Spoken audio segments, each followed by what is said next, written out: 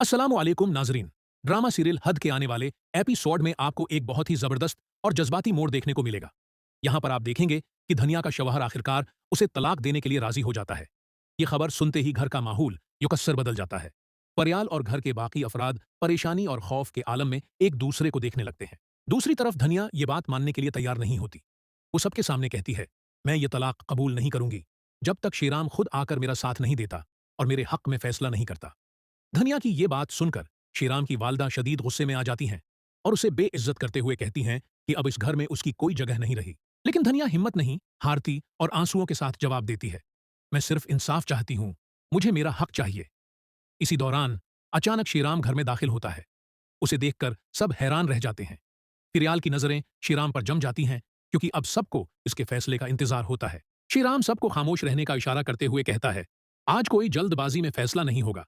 पहले सच सबके सामने आएगा, फिर धनिया की जिंदगी के बारे में फैसला किया जाएगा। श्रीराम की ये बात सुनकर कई चेहरों का रंग उड़ जाता है क्योंकि वो जानते हैं कि अगर हकीकत सामने आ गई तो बहुत से राज बेनकाब हो जाएंगे।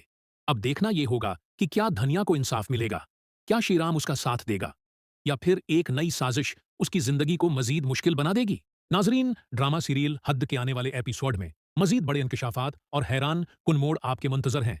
इसी दौरान श्रीराम अपने हाथ में मौजूद एक फाइल सबके सामने रख देता है और कहता है, आज मैं वो हकीकत बताऊंगा जिसे बरसों से छुपाया जा रहा था।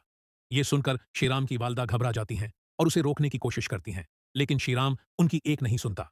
वो फाइल खोलकर सबको बताता है कि धनिया के खिलाफ जो इल्जामात लगाए गए थे उनमें से कई बातें झूठ पर मबनी थीं। ये सुनते ही घर में हलचल मच जाती है। धनिया की आंखों में आंसू आ जाते हैं क्योंकि पहली बार कोई उसकी बेगुनाही की बात कर रहा होता है। लेकिन इसी लम्हे फरियाल आगे बढ़कर कहती है, सिर्फ धनिया ही नहीं, इस घर में और भी ऐसे राज छिपे हुए हैं जिन्हें सब जानने का हक रखते हैं। फरियाल की ये बात सुनकर सब हैरान रह जाते हैं। श्रीराम भी चौंक कर उसकी तरफ देखता है और पूछता है, आखिर तुम क्या कहना चाहती हो।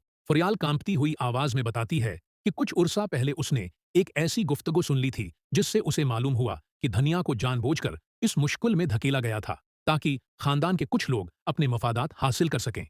ये इंकशाफ सुनते ही श्रीराम का गुस्सा काबू से बाहर हो जाता है। इतने में अचानक दरवाजे की घंटी बजती है। घर का मुलाजिम आकर बताता है कि बाहर एक नामालूम खातून खड़ी है जो धनिया से फौरन मिलना चाहती है। सब हैरत से एक दूसरे को देखने लगते हैं। जब वो खातून अंदर आती है तो धनिया के कदमों तले जमीन निकल जाती है क्योंकि वो कोई और नहीं बल्कि श्रीराम के माजी से जड़ी हुई वो शख्सियत होती है जिसे सब बरसों पहले उस दुनिया से जा चुकी समझते थे। वो खातून सबके सामने कहती है, अगर आज मैं खामोश रही तो एक बेगुनाह की जिंदगी तबाह हो जाएगी। अब वक्त आ गया है कि पूरा सच सबके सामने आ जाए।